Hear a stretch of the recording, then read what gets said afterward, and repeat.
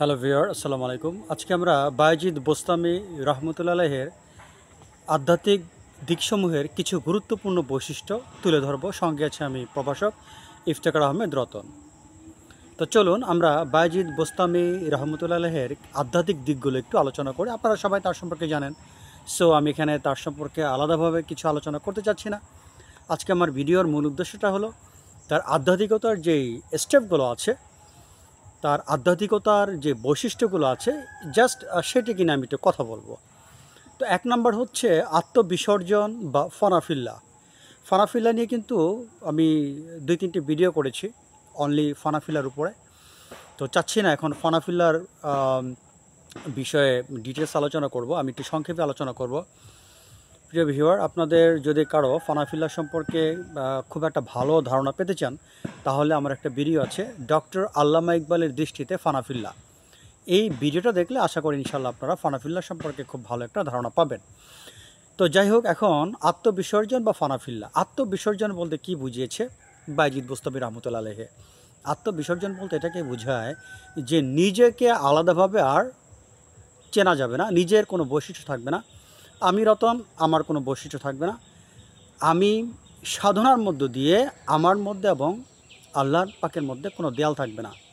অর্থাৎ মানুষ যে একটা আলাদা জাতি, করিম, রহিম, জামাল, কামাল, এই যে আলাদা আলাদা পার্সন, আলাদা আলাদা বলতে কোনো পার্সন থাকবে না। সাধনার মধ্য দিয়ে এই দেয়ালটা ভেঙে যাবে। অর্থাৎ জগতে তখন একজন সাধক একটাই চিরন্তন অস্তিত্ব দেখতে পাবেন, তিনি হচ্ছেন আল্লাহ, যিনি জীব এবং প্রকৃতির মধ্য দিয়ে, মানুষের মধ্য দিয়ে লীলা করছেন।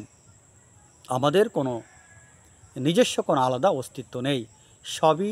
সব জায়গায় তিনি আছেন, সব জায়গায় তারই অস্তিত্ব। আমাদের কোনো অস্তিত্ব নেই। যেখানে তাকাই সেখানেই আল্লাহ আছেন, যেখানে আমরা মুখ ফিরাই সেখানেই আল্লাহ আছেন, যেটি পবিত্র কোরআনে বলা হয়েছে। এই ফানাফিল্লা যখন একজন সাধক পৌঁছায়, তখন সে পবিত্র কোরআনের আয়াত থেকে অনুধাবন করতে পারে, বুঝতে পারে যে তোমরা যেখানেই মুখ ফিরাও সেখানে আল্লাহ পাকের চেহারা আছে, তিনি সব জায়গায় বিরাজমান। তখন মানুষ এই অবস্থাটাকে বুঝতে পারে। ফানাফিল্লায় পৌঁছানোর পরে একজন মানুষ জানতে পারে যে ঈশ্বরের মধ্যে বা আল্লাহর মধ্যে এবং মানুষের মধ্যে অ্যাকচুয়ালি মাঝখানে কোনো দেয়াল নেই। অর্থাৎ আমরাই আমাদের স্বরূপে ঈশ্বর, আমাদের মধ্যে আল্লাহ পাক বিরাজমান করছেন, আমাদের অন্তরে তিনি আছেন। এটি মানুষ বুঝতে পারে। এই ফানাফিল্লার পর্যায়ে একটা মানুষ পৌঁছায়, তখন সব জায়গায় সে মহান আল্লাহ তাআলার অস্তিত্ব দেখতে পায়। এই যে গাছপালা, এই যে প্রকৃতি দেখছেন, সেখানেও আল্লাহ আছেন। এই যে আমি কথা বলছি, আমার মধ্যে আল্লাহ আছেন। আপনারা শুনছেন, আপনাদের মধ্যে আল্লাহ পাক আছেন। জগতে একটাই অস্তিত্ব আছে, আর আমরা হচ্ছি তারই অধীন। তার ইচ্ছার বাহিরে আমরা কোনো কিছুই করতে পারি না। যখন ফানাফিল্লার পর্যায়ে মানুষ পৌঁছায়, তখন হাদিসের সেই মহান বাণীটি মানুষ বুঝতে পারে যে তার হুকুম ছাড়া গাছের একটি পাতাও নড়ে না। এটি একমাত্র, এই চিরন্তন মহাসত্যটি একমাত্র যারা ফানাফিল্লার পর্যায়ে পৌঁছায় তারাই বুঝতে পারেন যে আমাদের আলাদা কোনো অস্তিত্ব নেই। আমাদের দেখা যায় মানুষ, কিন্তু সকল কার্যকলাপ মহান আল্লাহ তাআলা করছেন। বাতাস বইছে, গাছের পাতা নড়ছে, সবই তার হুকুমে। সোজা কথা যদি বলি, জগতে এক অস্তিত্ব, তিনি সব করছেন। এই চিরন্তন সত্যটা জানা যায় যখন কোনো ব্যক্তি ফানাফিল্লা পর্যায়ে পৌঁছায়।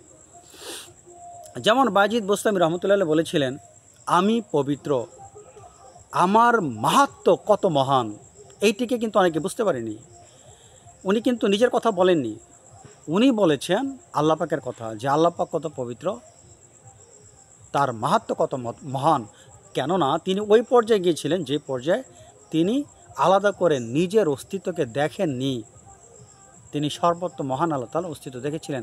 একদিন তিনি ধ্যানরত অবস্থা ছিলেন, ধ্যান থেকে হঠাৎ তিনি দৌড়ানো শুরু করলেন। লোকেরা বললেন, হুজুর কি হয়েছে? তিনি বললেন, আমি তো নিজেকে হারিয়ে ফেলেছি, আমি নিজেকে খুঁজে পাচ্ছি না। এইটা হচ্ছে একটা ফানাফিল্লা। নিজের অস্তিত্বকে সে আলাদা করে খুঁজে পাচ্ছিল না, তিনি আল্লাহর সাথে একাকার হয়ে গিয়েছিলেন। এই ফানাফিল্লাটাকে ভারতীয় দর্শনের রাজযোগ বলা হয়েছে। স্বামী বিবেকানন্দ তার রাজযোগ গ্রন্থে রাজযোগের একটা ডিটেলস আলোচনা করেছেন। ফানাফিল্লা এবং রাজযোগ একই জিনিস, নামটা ভিন্ন। ইসলামের দৃষ্টিতে বলা হয় ফানাফিল্লা, আর ভারতীয় দর্শনে, বেদান্ত দর্শন আলোকে সেটাকে বলা হয় রাজযোগ। রাজযোগ গ্রন্থে স্বামী বিবেকানন্দ খুব গুরুত্বের সাথে এই রাজযোগের কথা বলেছেন। তিনি দেখিয়েছেন রাজযোগ প্রক্রিয়ার মধ্যে দিয়ে একজন ভক্ত ঈশ্বরের সাথে মিশে যায়, তার মধ্যে এবং ঈশ্বরের মধ্যে কোনো প্রকার ডিফারেন্স থাকে না। এই ধ্যানের মধ্য দিয়ে সে নিজেকে হারিয়ে ফেলে। এই মহাসত্যকে বলা হয়েছে রাজযোগ। আর স্বামী বিবেকানন্দ দেখিয়েছেন রাজযোগ প্রক্রিয়ার মাধ্যমে স্রষ্টার নৈকট্য সহজে অর্জন করা যায়, কেননা সাধক বা ভক্ত সে আলাদা করে নিজের অস্তিত্বকে অনুধাবন করে না। যাই হোক, তাহলে আমরা বায়েজিদ বোস্তামি রহমতুল্লাহের ফনাফিল্লা সম্পর্কে ধারণা পেলাম।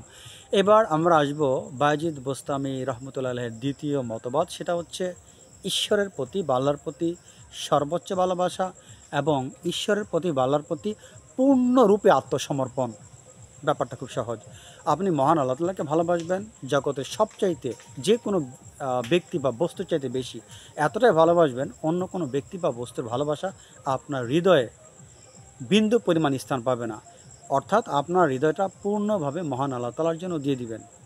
যেখানে অন্য কোনো কিছুর, অন্য কোনো ব্যক্তি, অন্য কোনো বস্তুর, অন্য কোনো সুনাম টুনাম যা আছে যেগুলো আমরা ডিজায়ার করি, এইগুলোর কোনোটার ভালোবাসা আপনার হৃদয়ে বিন্দু পরিমাণ থাকতে পারবে না। এবার আসেন আত্মসমর্পণ। বায়েজিদ বোস্তামি রহমতুল্লাহ আত্মসমর্পণ বলতে কি বুঝিয়েছেন? তিনি শর্ত দিয়েছেন পূর্ণাঙ্গ আত্মসমর্পণ।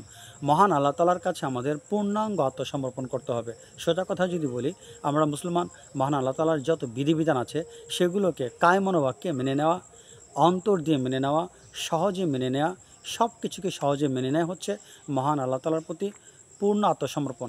তিনি যদি আমাদের পরীক্ষা করেন বিভিন্ন সমস্যা দিয়ে, সে পরীক্ষার ক্ষেত্রেও আমাদের সেই পরীক্ষাগুলোকে পূর্ণরূপে মেনে নিতে হবে এবং শুধু মেনে নেওয়া নয়, সন্তুষ্টের সাথে মেনে নিতে হবে। এভাবে আমরা মহান আল্লাহ তাআলার নৈকট্য অর্জন করতে পারি। তিনি বলেছেন যে তার প্রভুর জ্ঞান অর্জন করেছে সে নিজেকে হারিয়ে ফেলেছে। তার মানে এখানে তিনি বোঝাতে চাচ্ছেন যে মানুষ যখন মহান আল্লাহ তাআলার জ্ঞান অর্জন করে, ভিউয়ার আসলে যে গাছের পাতার ছায়ার কারণে একটু সমস্যা ছিল, আমি আবার একটু ক্যামেরাটা অন্যদিকে মুভ করলাম।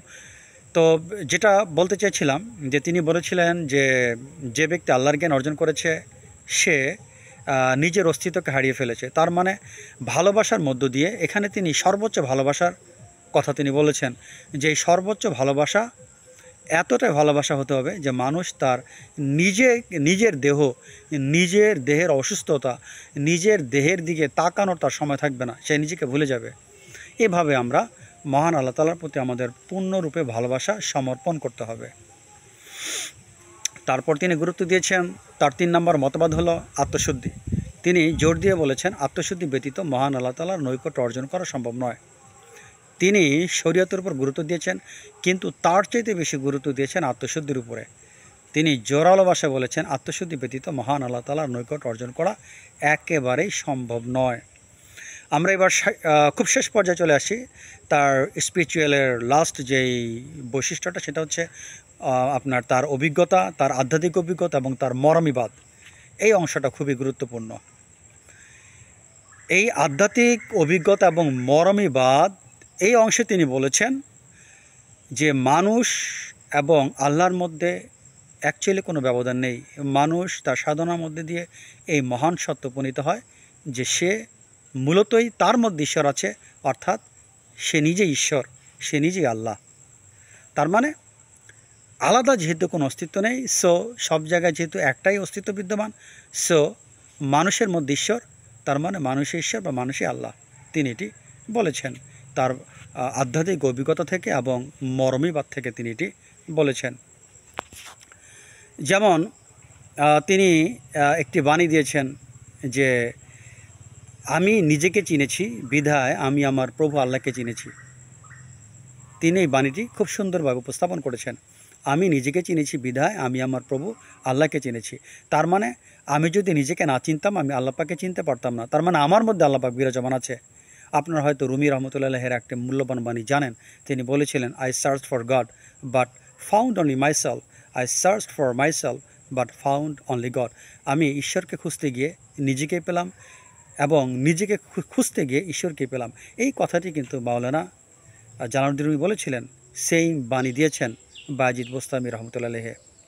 তিনি একটি মন্তব্য করেছিলেন যে আমি 3 বার হজে গিয়েছিলাম, একবার কাবা শরীফ দেখতে, আরেকবার কাবা শরীফের মালিককে দেখতে, আরেকবার আমি যখন হজ যাই তখন আমি নিজেকে খুঁজে পাইনি, আমি শুধু দেখেছিলাম মহান আল্লাহ পাককে।